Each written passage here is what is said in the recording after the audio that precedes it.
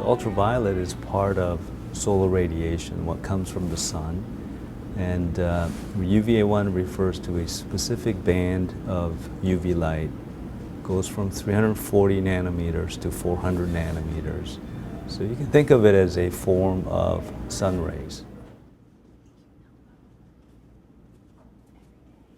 So UVA1 works for scleroderma and, say, morphea, where people have hardened skin. UVA1 basically causes increase in the group of enzymes that will degrade or break down excessive collagen, which is the cause for hardened skin.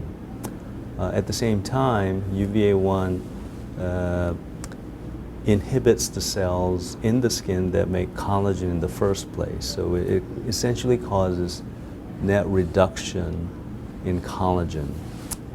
When you use UVA1 to treat patients with atopic dermatitis, one of the primary reasons it works is there are these specialized cells from the blood that comes into the skin to cause atopic dermatitis. And those cells are selectively removed by UVA1. Because UVA1 is part of ultraviolet radiation, whenever you have too much UV exposure to human skin, there is greater risk of developing skin cancer. However, compared to UVB light, which is far more energetic, UVA1 is considered to be less in its capacity or potential to cause skin cancer, but still, compared to no UVA1 exposure, you will increase your risk down the road. With respect to sunburn, it is really UVB that is instrumental in causing sunburn reactions. So compared to UVB, UVA1 is safer in that regard. The frequency of treatment with UVA1, it depends on several factors. One is for what condition you are receiving this light treatment.